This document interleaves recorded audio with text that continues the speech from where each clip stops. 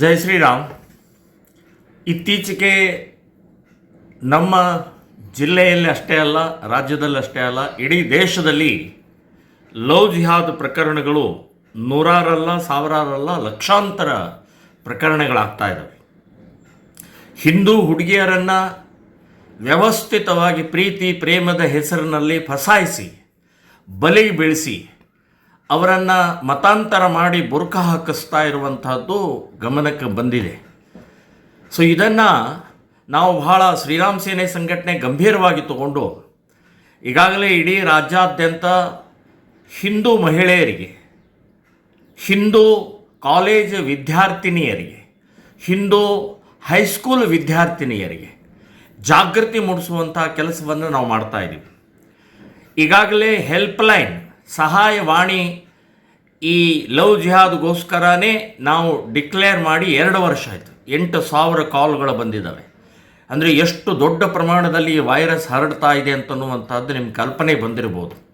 So ಅದಕ್ಕಾಗಿ ನಾವು ಎಲ್ಲ ಕಡೆಗೆ ಮಹಿಳೆಯರಿಗೆ, ವಿದ್ಯಾರ್ಥಿನಿಯರಿಗೆ, ಹೈಸ್ಕೂಲ್ ವಿದ್ಯಾರ್ಥಿನಿಯರಿಗೆ ಧೈರ್ಯ ಕೊಡೋಗೋಸ್ಕರ, ಅವರಿಗೆ ಸ್ಥೈರ್ಯ, ಧೈರ್ಯ, ಶೌರ್ಯ ಮೂಡಿಸೋಗೋಸ್ಕರ ನಾವೊಂದು ಸಣ್ಣ ತ್ರಿಶೂಲ್ ದೀಕ್ಷಾ ಕಾರ್ಯಕ್ರಮವನ್ನು ಮಾಡ್ತಾಯಿದ್ದೀವಿ. ಒಂದು ತ್ರಿಶೂಲವನ್ನು ಕೊಡ್ತಾಯಿದ್ದೀವಿ. ಸೊ ಅದೇನು ಶಸ್ತ್ರ ಅಲ್ಲ, ಅವರ ಸಾಂಕೇತಿಕವಾದಂಥ ಅವರಿಗೆ ಒಂದು ಧೈರ್ಯ ಮೂಡಿಸೋಗೋಸ್ಕರ ಒಂದು ಪ್ರಕ್ರಿಯೆ ಇದು.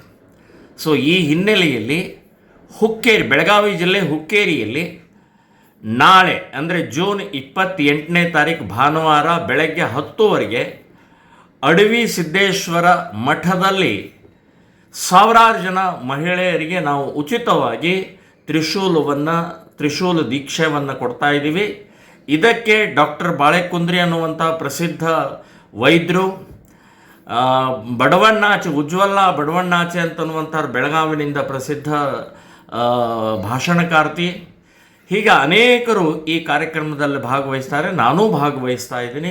ನೀವೆಲ್ಲರೂ ಕೂಡ ಈ ಕಾರ್ಯಕ್ರಮಕ್ಕೆ ಬಂದು ಶೋಭೆ ತರೋದಷ್ಟೇ ಅಲ್ಲ, ಹಿಂದೂ ಹೆಣ್ಣು ಮಕ್ಕಳ ರಕ್ಷಣೆಗೋಸ್ಕರ, ಸುರಕ್ಷತೆಗೋಸ್ಕರ ನಾವೆಲ್ಲರೂ ಒಂದಾಗೋಣ, ಒಟ್ಟಾಗೋಣ. ಈ ಕಾರ್ಯಕ್ರಮದಲ್ಲಿ ತಾವೆಲ್ಲರೂ ಭಾಗವಹಿಸಬೇಕು ಅಂಥೇಳಿ ನಾನೂ ಬರ್ತಾ ಇದ್ದೀನಿ, ನೀವು ಬರಬೇಕು ಅಂತನ್ನುವಂಥ ವಿನಂತಿಯೊಂದಿಗೆ ಮಾತು ಮುಗಿಸ್ತಾ ಇದ್ದೀನಿ. ಜೈ ಶ್ರೀರಾಮ್.